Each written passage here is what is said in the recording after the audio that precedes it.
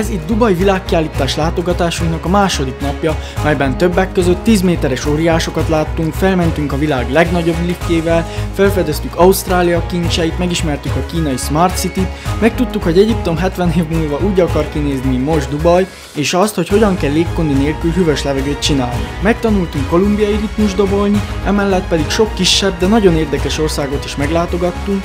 Ja, és azt is megtanultuk, hogy a víz az nedvesít. Ha nem láttad első napi élményeinket, először azzal kezd. Ha pedig igen, akkor vágjunk is bele a második napba.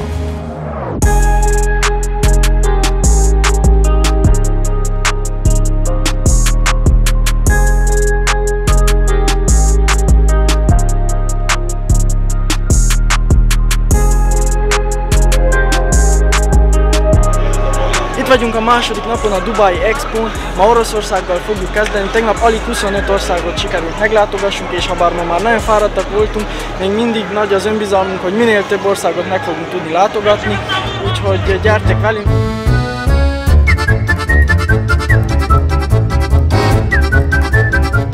Oroszország legnagyobb látnivalója ez a hatalmas agybolt, emellett pedig legnagyobb részt különböző kapcsolatokra összpontosítottak, például volt egy szoftverjük, ami megmutatta és levezette bizonyos emberek között a kapcsolatokat.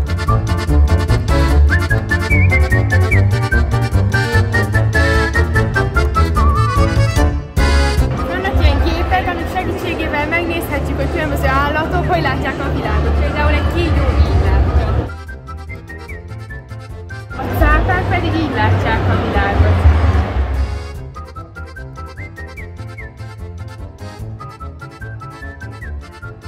A lovak még mindig csak oldalt látnak, most az oldalán állunk és csak világ.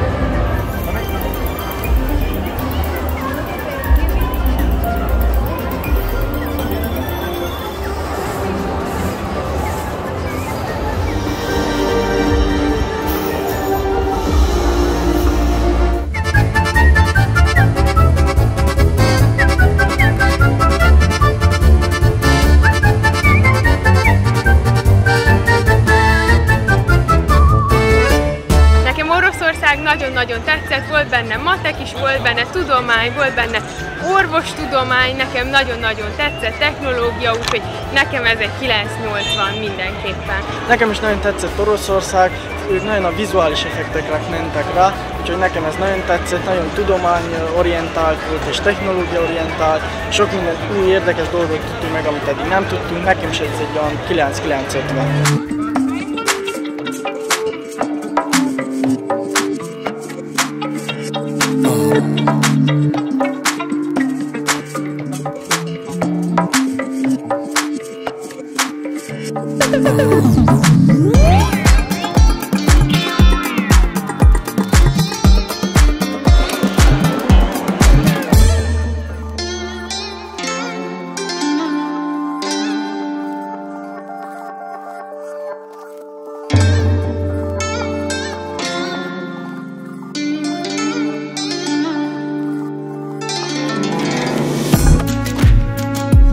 Finnország oktatási, fenntarthatósági és egészségügyi innovációit mutatta be, legszebb része azonban ez a belső, fabevonatú udvara volt.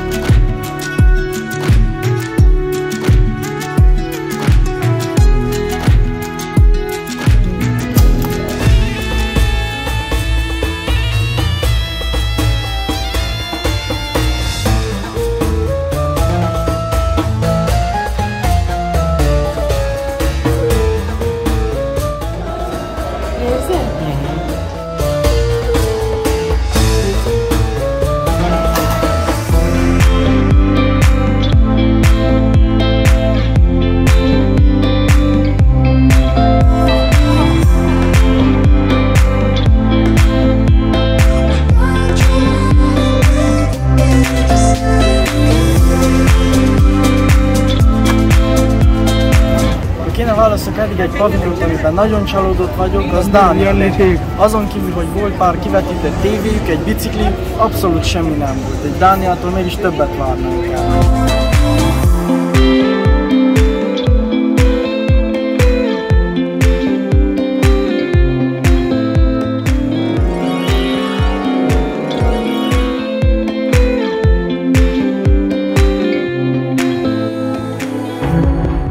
Ausztráliánál először egy hatalmas kupolába vezettek be minket, ahol a mennyezetre egy nagyon érdekes videót vetítettek.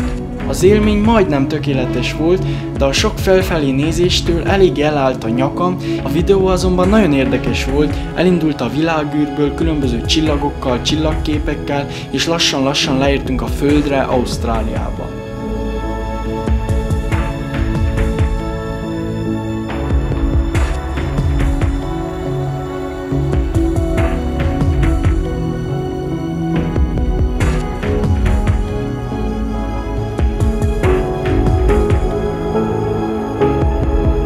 Ezután pedig egy hatalmas teremben vetítettek a falakra különböző tudnivalókat Ausztráliáról.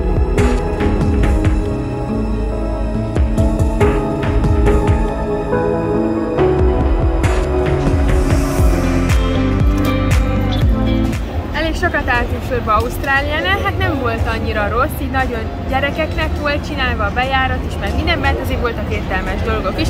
Én egy 8-ast adnék, azért annyira nem volt wow, de persze azért szép volt, főleg az a kupola. Vetíteni is tudni kell, itt is csak vetítés volt valójában, Ausztráliában, viszont mégis olyan interaktív, olyan érdekes módon volt, hogy nekem is tetszett, egy olyan 758-as dolog. Az expón belül több helyen is különböző sportpályák voltak, habár nem tudom, kinek lenne ide mondjuk focizni ennyi érdekes látnivaló mellett. Ekkor még nem is tudtuk, hogy az expo egyik legérdekesebb pavilonja előtt állunk. Tegnap a Sustainability, ma a Mobility pavilon fogjuk meglátogatni. Kívülről nagyon érdekes, ilyen fényes, tükrös stílusú bevonata van. Meglássuk, hogy belülről hogy fog kinézni. Gyertek!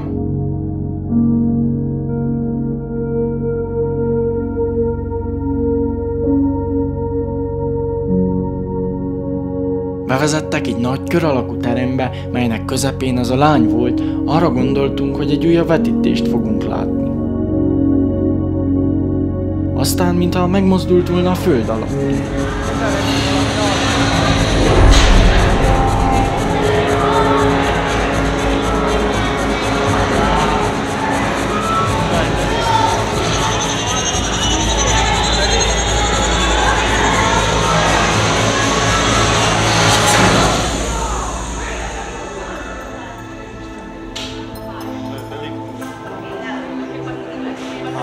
A lány keze elérte a mennyezetről lógó fényeket, és rájöttünk, hogy ez a terem egy hatalmas lift volt. Utólag kiderült, hogy ez valójában a világ legnagyobb kapacitású liftje, mely egyszerre több mint 160 ember szállítására képes. A következő teremben 3 óriást láthattunk, 9-10 méteresek voltak ülőpózban, felállva 15 méter magasak lettek volna. Nézzétek csak, mekkorák az őket néző emberekhez képest. Ha ez videón nem is látszik, az egész testük el volt készítve, és amiatt, hogy minden ránc, minden szőrszál a legkisebb részletig ki volt rajtuk dolgozva, hihetetlenül igazinak tűntek. لهذا لقبت أسد البحار فأنا أقف كالأسد في وجه الأخطار لا أهاب الأمواج إذا ما جت ولا أخشى الرياح إذا هاجت.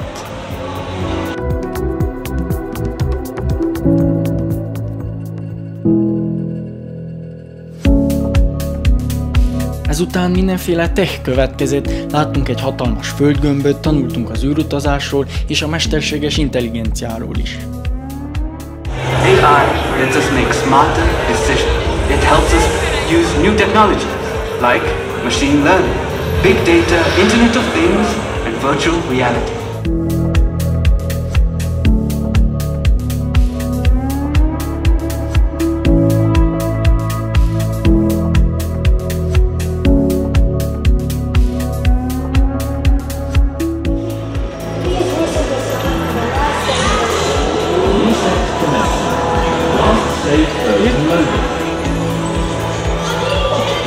Hihetetlen, hogy mennyi technológia van itt, tényleg, csak itt nézzük, hogy nem is értjük már, hogy mi van.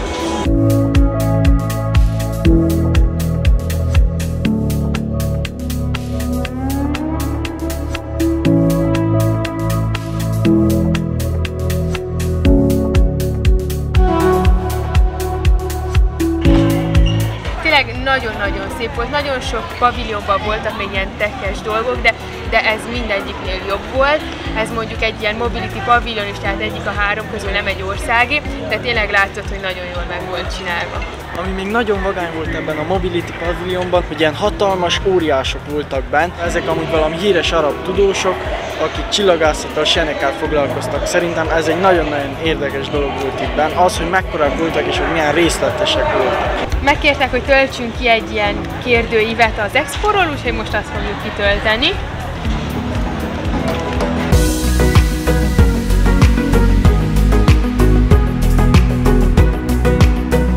Szlovákia főleg a jövő járműveit mutatta be, elektromos és hidrogén meghajtású autókat.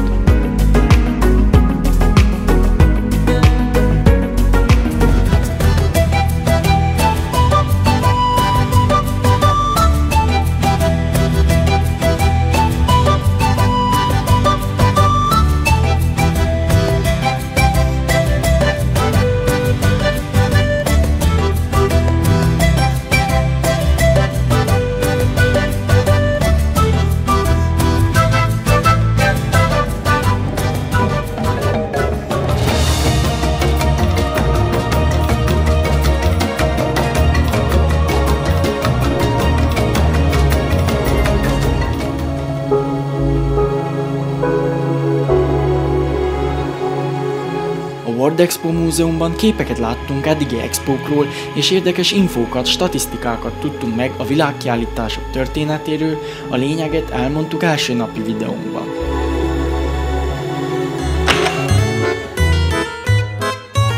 Moldovánál nagyon kedvesen fogadta, és felöltöztették Edinát népviseletükbe.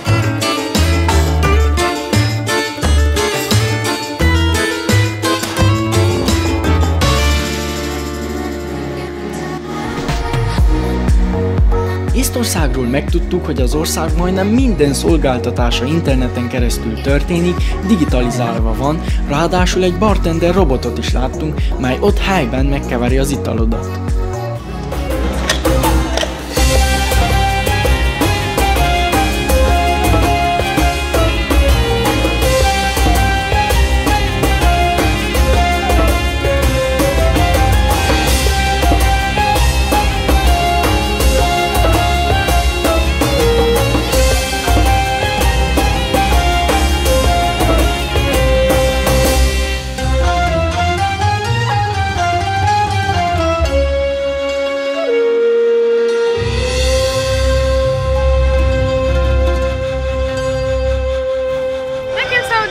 Nem annyira tetszett, nem volt nagyon semmi benne, két dolgot láttunk, az is két vetítés volt. Volt ez a vizesés, ahova az a lényeg, hogy bemenj annélkül, hogy megvizesedj. Nekem majdnem sikerült, már úgy tűnt, hogy megállt, s mégsem. Sajnos Edina nem filmezte le. Csutit azért nem filmeztem le, mert folyt a víz, senki meg nem mozdult, de Csuti a víz közepén bement. Hát persze, hogy ezt nem számítottam, hogy akkor fog bemenni. Az egész testem vizes lett, hajam, táskám, ruháim, 7:50. Most átértünk ide egy másik részére az expónak, itt volt a Szaúd-Arábia az első, amit megnéztünk, és most Marokkóval folytatjuk, itt lesz Egyiptom, Amerika, úgyhogy ez is egy nagyon érdekes rész. Ez igaziból az utolsó, ahol még nem jártunk, de azért persze maradt még több hely is a mindegyik részből, amelyiket még nem láttuk. Marokkónak hatalmas paviljonja volt, egy lifttel felvittek a tetejébe, és onnan lefelé jövet közben kisebb termekben mutatták be az ország különböző értékeit.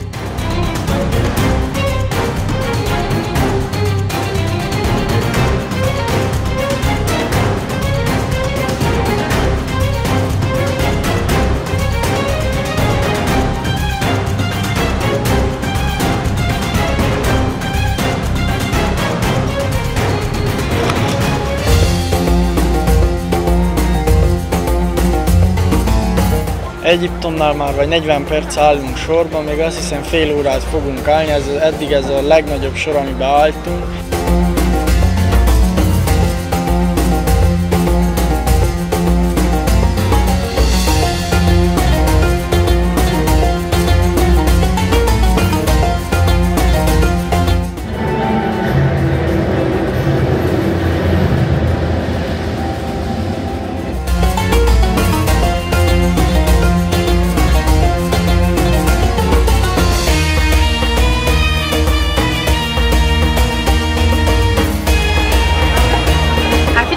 egy csomót álltunk sorba, bementünk. A legizgalmasabb dolog az volt, hogy bevittek egy 7D moziba, ahol ott se volt semmi, csak mozgott egy kicsit a székünk, és abban bemutatták, hogy 2078-ban Egyiptom úgy fog kinézni, mint most Dubáj.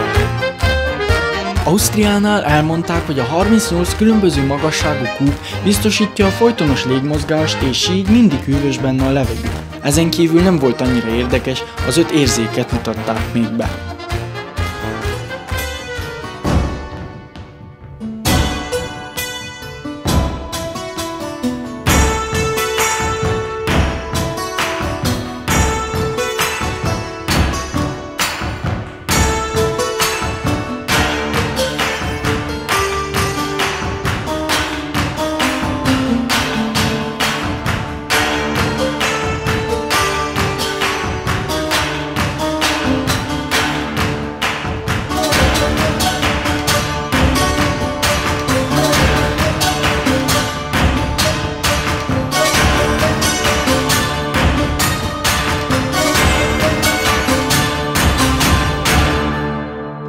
Kínánál is volt egy sor, viszont nem kellett sokat várjunk.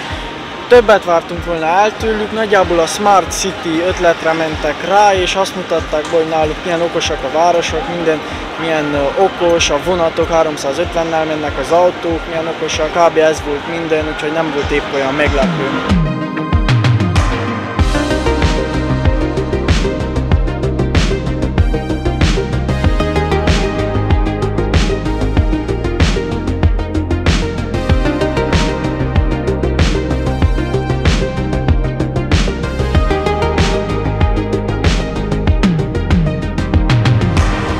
Jöttünk ki Fehér Oroszország paviljonjától, és állunk sorba Kolumbiához. Fehér Oroszország az első, akitől kaptunk valami ingyen ajándékot a kijáratnál.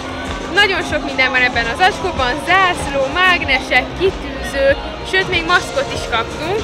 Nézzétek!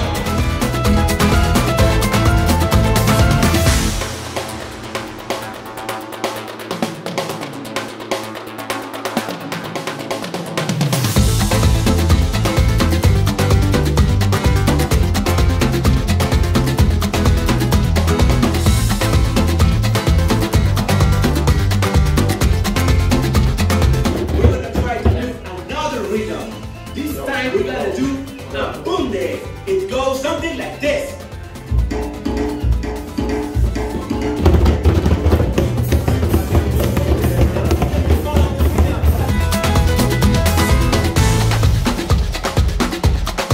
Let's dance mock ballet. Okay, everybody follow me. Arms out like this. And we are going to push up and down in circles. With our whole body into it. Okay? You got it? Now faster.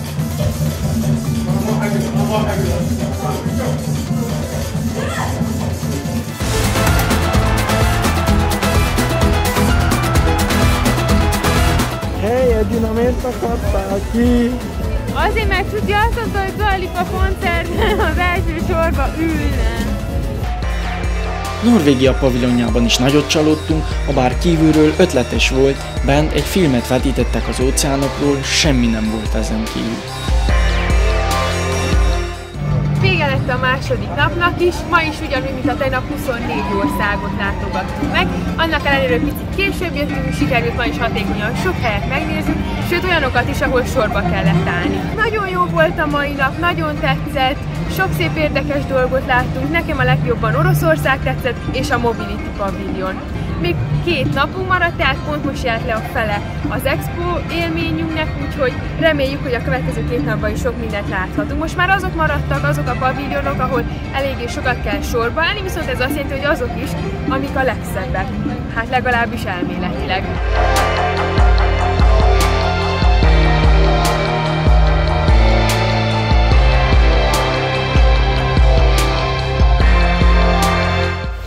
Tervezzük meglátogatni Angliát, Új-Zélandot, Szingapúrt, de Magyarországot is. Úgyhogy ha még nem untátok meg a videóinkat, akkor várunk a holnapra is, nézzétek meg. Reméljük olyan érdekes lesz, mint ahogy nekünk is. Sziasztok!